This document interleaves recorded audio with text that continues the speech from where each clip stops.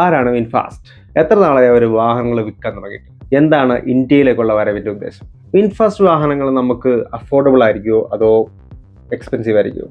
Hello YouTube, നമ്മളിന്ന് സംസാരിക്കാൻ പോകുന്നത് വിൻഫാസ്റ്റിനെ കുറിച്ചാണ്. നമുക്ക് ഈ ഒരു ബ്രാൻഡിനെ ട്രസ്റ്റ് ചെയ്യാനായിട്ട് പറ്റുമോ, ആൻഡ് അവർക്ക് മറ്റ് രാജ്യങ്ങളിലുള്ള ഓപ്പറേഷൻസ് കാര്യങ്ങളൊക്കെ എങ്ങനെയാണ്, ആൻഡ് വിൻഫാസ്റ്റ് എന്തുകൊണ്ടാണ് ഇപ്പം ഇന്ത്യയിലേക്ക് വരാനുള്ള ഒരു അവരുടെ പുറകിലുള്ള ഒരു ചേതോ വിഹാരം, അങ്ങനെയുള്ള കാര്യങ്ങളൊക്കെയാണ്. ചേതോ വിഹാരമല്ലല്ലോ, വികാരമല്ലേ, ചേതോ വികാരം.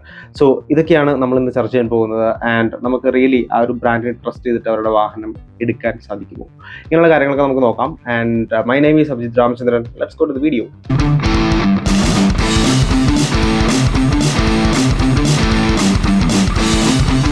ഫസ്റ്റ് നമുക്ക് ഇവരുടെ ഒരു ഹിസ്റ്ററി നോക്കാം. 2017-18 ആണ് വിൻ ഗ്രൂപ്പ്, വിയറ്റ്നാമിസിലെ വളരെ ഫേമസ് ആയിട്ടുള്ള ഒരു ഗ്രൂപ്പാണ്. അവർ ഈ ഒരു വിൻഫാസ്റ്റ് എന്ന വാഹന നിർമ്മാണ കമ്പനി അവിടെ സ്ഥാപിക്കുന്നത്. ഇനിഷ്യലി അവർ ഈ പറഞ്ഞ ഇലക്ട്രിക് വാഹനങ്ങളല്ലായിരുന്നു, ഇന്റേണൽ കമ്പസ്റ്റൻ എഞ്ചിൻ വെച്ച് പ്രവർത്തിക്കുന്ന വാഹനങ്ങളാണ് ബിൽഡ് ചെയ്തുകൊണ്ടിരുന്നത്. അതിനുശേഷം അവർ ഇപ്പം കംപ്ലീറ്റ്ലി ഈ ഒരു EV-യിലേക്ക് ഫോക്കസ്ഡ് ആയിട്ടുണ്ട്. അവരുടെ മുമ്പുണ്ടായിരുന്ന ഒരു ലക്സ് സീരീസ് വാഹനങ്ങളൊക്കെ ആണ് ഈ ഒരു ഇന്റേണൽ കമ്പസ്റ്റൻ എഞ്ചിനിൽ പ്രവർത്തിച്ചുകൊണ്ടിരുന്ന വാഹനങ്ങൾ. അതിനുശേഷം VF സീരീസ് ഒക്കെ ഇറങ്ങി. ഇപ്പം യൂറോപ്പിലും അമേരിക്കയിലൊക്കെ അവർ ഓപ്പറേറ്റ് ചെയ്യുന്നുണ്ട്. ആൻഡ് അവരുടെയൊക്കെ അവിടുത്തെ സ്ഥിതി എങ്ങനെയാണെന്ന് നമുക്ക് നോക്കാം. ആൻഡ് ഇപ്പം നിലവിൽ അവർ India one of the largest മാർക്കറ്റാണ് ഒരു വേൾഡിൽ എന്നുള്ളത് കൊണ്ട് തന്നെ അവരുടെ നെക്സ്റ്റ് ടാർഗറ്റ് എന്ന് പറയുന്നത് ഇന്ത്യയാണ്. അതുകൊണ്ടാണ് ഇപ്പം ഈ രണ്ട് മോഡലുകളായിട്ട് ഇന്ത്യയിലേക്ക് വന്നിരിക്കുന്നത്. ഈ VF6ഉം VF7ഉം ഗ്ലോബലി ഉള്ള അവരുടെ പോർട്ട്ഫോളിയോയിലുള്ള രണ്ട് മോഡലുകളാണ്.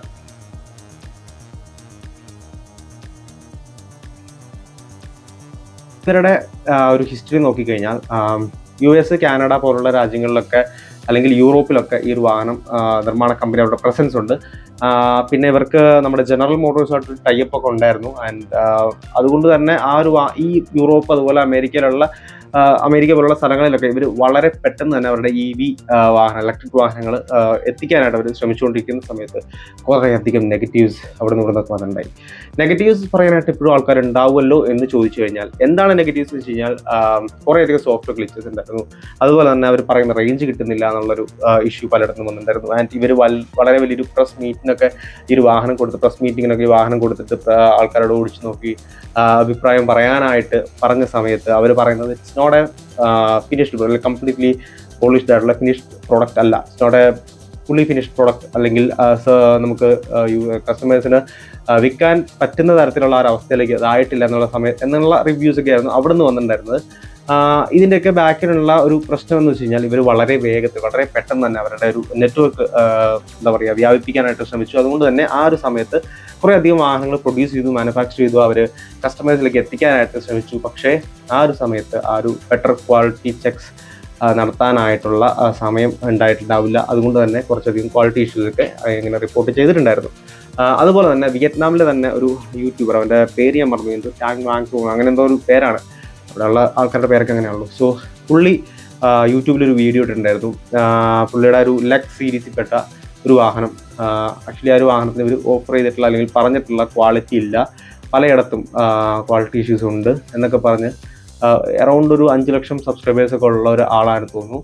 ആൻഡ് പക്ഷേ ഇവരതിനെ എതിർക്കുകയും അതിനെതിരെ കോർട്ടിൽ പോവുകയും അങ്ങനെ ആ ഒരു കേസ് ഇപ്പം നിലവിൽ വലിയ ഐഡിയ ഒന്നുമില്ല കേസിനെ പറ്റി. എനിക്ക് തോന്നുന്നു ആ ഒരു കേസ് തേഞ്ഞു മാഞ്ഞു പോയിട്ടുണ്ടാവും. സോ ഇതൊക്കെയാണ് ഇവരുടെ ഒരു ഹിസ്റ്ററി. പക്ഷേ സ്റ്റിൽ അവർ അത്യാവശ്യം നല്ല എമൗണ്ട് ഓഫ് വാഹനങ്ങൾ വിൽക്കുന്നുണ്ട്.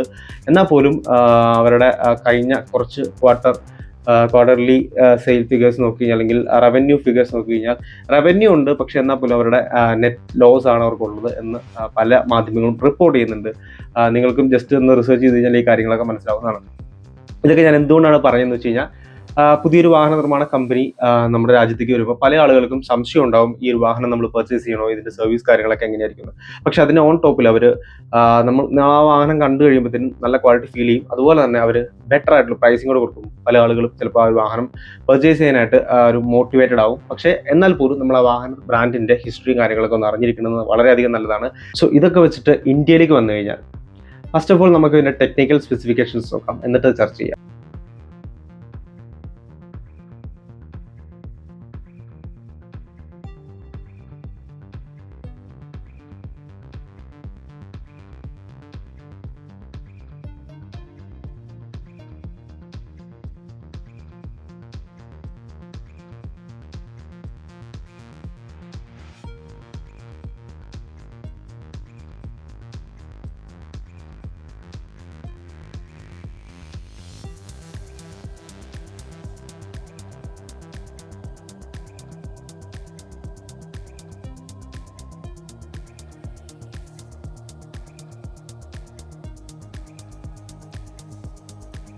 യെസ്. അപ്പോൾ നിങ്ങളത് കണ്ടിട്ടുണ്ടാവും. അപ്പോൾ ഇന്ത്യയിലേക്ക് വന്നു കഴിഞ്ഞാൽ ഫസ്റ്റ് വൺ ഇത് സക്സസ് ആവാനുള്ള ഏറ്റവും വലിയ ഫാക്ടർ എന്ന് പറഞ്ഞാൽ ഈ ഒരു പ്രൈസിംഗ് ആണ്. പക്ഷേ ഇത് ഇൻട്രൊഡക്ടറി പ്രൈസിംഗ് ആണ്. അതുപോലെ തന്നെ അവർ ഒരു കൂടുതലധികം കസ്റ്റമേഴ്സും അതിൽ അട്രാക്റ്റഡ് ആവുമെന്ന് വെച്ച് കഴിഞ്ഞാൽ ആഫ്റ്റർ സെയിൽ സപ്പോർട്ട് 2028 വരെ ഫ്രീ ചാർജിങ് അവരുടെ സ്റ്റേഷൻസ് വഴി കൊടുക്കും. അതുപോലെ തന്നെ 3 ഇയേഴ്സിന് ഫ്രീ മെയിൻ്റനൻസ്. അതുപോലെ തന്നെ പിന്നെ അവരെന്തോ കർട്ടൺ, നമ്മുടെ പനോരമിക് സൺറൂഫിൻ്റെ കർട്ടനൊക്കെ ഒരു കോംപ്ലിമെൻ്ററി ആയിട്ട് കൊടുക്കുന്നുണ്ട്. ആൻഡ് ഇതൊക്കെ ഒരു പക്ഷേ ആളുകളെ അട്രാക്ട് ചെയ്യുമായിരിക്കും. പക്ഷേ ഇനീഷ്യലി ആ ഒരു ഫസ്റ്റ് ജനറേഷൻ വണ്ടികൾ ഇറങ്ങിയ ശേഷം മാത്രമാണ് നമുക്ക് അതിനെക്കുറിച്ച് ഒരു കാര്യങ്ങൾ പറയാൻ സാധിക്കുള്ളൂ. ആൻഡ് ഈ ഒരു വാഹനം നമ്മുടെ ഇന്ത്യയിലുള്ള കുറേ അധികം മാളുകളിൽ അവർ ഡിസ്പ്ലേക്ക് കൊണ്ടുവന്നിട്ടുണ്ടായിരുന്നു. ആ സമയത്ത് ഞാനും ആ ഒരു വാഹനം പേഴ്സണലി എക്സ്പീരിയൻസ് ചെയ്യാനായിട്ട് പോയിട്ടുണ്ടായിരുന്നു. And first impression best impression തന്നെയായിരുന്നു. കാര്യം ലെതറിൽ പൊതിഞ്ഞൊരു ഇൻറ്റീരിയർ ഉണ്ട്. അതുപോലെ തന്നെ overall fit and finish quality, ആ ഒരു ബിൽഡിൻ്റെ ക്വാളിറ്റി എല്ലാം നന്നായിട്ടുണ്ടായിരുന്നു. അതുപോലെ തന്നെ ഡ്രൈവർ ഫോക്കസ്ഡ് ആയിട്ടുള്ള ഒരു ഡാഷ്ബോർഡ്, 19 ഇഞ്ചിൻ്റെ വീൽസ്, അതുപോലെ അത്യാവശ്യം ആ ഒരു പ്രൈസ് റേഞ്ചിൽ വേണ്ട എല്ലാ ജഗബോഗ സാധനങ്ങളും ആ ഒരു വാഹനത്തിൽ അവർ ഇൻക്ലൂഡ് ചെയ്തിട്ടുണ്ടായിരുന്നു. അഡാസ് പോലുള്ള സേഫ്റ്റി ഫീച്ചേഴ്സ് ഉണ്ട്. പിന്നെ എനിക്ക് കുറച്ചൊരു നെഗറ്റീവ് ഫീലിംഗ് തോന്നിയത്, അല്ലെങ്കിൽ ഇഷ്ടപ്പെടാതെ പോയത് ആ ഒരു നമ്മുടെ മീറ്റർ കൺസോൾ എടുത്ത് കളഞ്ഞു. അത് ഒരു ഓഗ്മെന്റഡ് റിയാലിറ്റിയിലൊരു HUD വെച്ചിട്ടാണ് അവർ സെറ്റ് ചെയ്യുന്നത്. അതുപോലെ തന്നെ ആ ഒരു സ്ക്രീനിലും ആ ഒരു ഡീറ്റെയിൽസ് ഉണ്ടാവും. പിന്നെ പാർക്ക്, റിവേഴ്സ്, ന്യൂട്രൽ ഡ്രൈവിൻ്റെ ഒക്കെ ആ ഒരു നമ്മുടെ ഡ്രൈവ് ട്രെയിനിൻ്റെ ആ ഒരു സാധനങ്ങൾ പ്ലേസ് ചെയ്തിരിക്കുന്നത്, ബട്ടൺസ് പ്ലേസ് ചെയ്തിരിക്കുന്നത് ആക്ച്വലി ഡാഷ്ബോർഡിലാണ്. അത് ചില ആളുകൾക്ക് ഇഷ്ടപ്പെടും, ചില ആളുകൾക്ക് ഒരു എന്താ പറയുക സൗകര്യക്കുറവ് പോലെ തോന്നാം. പേഴ്സണൽ ആയിട്ടുള്ള കാര്യങ്ങളാണ്. പിന്നെ ഉള്ളത് സീറ്റ്സ് ആർ സോ കോംഫി. പക്ഷെ പ്രശ്നം എന്ന് വെച്ച് കഴിഞ്ഞാൽ ആ ഒരു റിയർ സീറ്റിൽ തൈ സപ്പോർട്ട് കുറച്ച് കുറവാണ്. അത് എല്ലാ EV വാഹനങ്ങളിലും ഉള്ള പോലെ ഫ്ലോർ കുറച്ച് ഉയർന്നാണ് ഇരിക്കുന്നത്. അതുകൊണ്ട് തന്നെ തൈ സപ്പോർട്ട് കുറച്ച് കുറവായിട്ട് ഫീൽ ചെയ്യും. അത് പല റിവ്യൂവിലും പറഞ്ഞ് ഞാൻ കേട്ടില്ല. പക്ഷേ തൈ സപ്പോർട്ട് കുറച്ച് കുറവായിട്ട് തന്നെയാണ് ഫീൽ ചെയ്യുക. പിന്നെ അതിൻ്റെ ഡിസൈൻ വൈസ് നമ്മൾ ഈ ഇമേജ് കാണുന്ന പോലെയല്ല, ഇത് വളരെ ജയൻ്റ് ആയിട്ടുള്ള വണ്ടിയാണിത്. ആൻഡ് ഭയങ്കര രസമാണ്. ഒരു യൂറോപ്യൻ കാർ പോലെ ഒരു കുറേ അധികം കേർവ്സും കാര്യങ്ങളെല്ലാം ഉള്ള വളരെ ബ്യൂട്ടിഫുൾ ആയിട്ടുള്ള ഡിസൈനാണ് അവർ കൊടുത്തിരിക്കുന്നത്. പിന്നുള്ളത് ഇതൊക്കെ വെച്ച് നോക്കുമ്പോൾ അത്യാവശ്യം ഡിസൈൻ വൈസും അല്ലെങ്കിൽ ക്വാളിറ്റി വൈസും ഒക്കെ ഫസ്റ്റ് ഇംപ്രഷൻ എന്ന് പറഞ്ഞു കഴിഞ്ഞാൽ ബെസ്റ്റ് തന്നെയാണ്.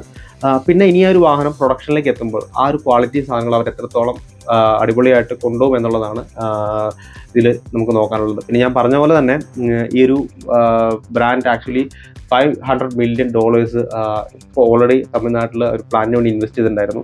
ആൻഡ് $2 billion വരെ അത് ഇൻവെസ്റ്റ് ചെയ്യാനുള്ള പ്ലാൻ അവർക്കുണ്ട്. ഈ മോൻ വന്നതേ ചുമ്മാ പോനല്ല. സോ നേരത്തെ പറഞ്ഞ ഒരു നെഗറ്റീവ് റിവ്യൂസൊക്കെ അവർ എടുത്തിട്ട് അത് ഫിക്സ് ചെയ്തിട്ട് ഒരു ഫൈനൽ അല്ലെങ്കിൽ പോളിഷ്ഡ് ആയിട്ടുള്ളൊരു പ്രൊഡക്റ്റാണ് ഇന്ത്യയിൽ ഇറക്കുന്നതെങ്കിൽ ഈ ഒരു പ്രൈസിന് ഈ ഒരു സെഗ്മെൻറ്റിൽ ഇവരെ വെല്ലാനായിട്ട് വേറൊരു വണ്ടി ഇനി ഡിസൈൻ ചെയ്യേണ്ടി വരും. നമുക്ക് നോക്കാം ഈ ഒരു വാഹനം വിജയമാകുമോ ഇല്ലയോ എന്ന്. സോ ഈ ഒരു വീഡിയോ ഇഷ്ടപ്പെട്ട് കഴിഞ്ഞാൽ ചാനലും സബ്സ്ക്രൈബ് ചെയ്തേരെ. ഇതുപോലുള്ള ഇൻഫോർമേറ്റീവ് വീഡിയോസ് ആയിട്ട് ഇനിയും ഞാൻ ഉണ്ടാവും. ബൈ.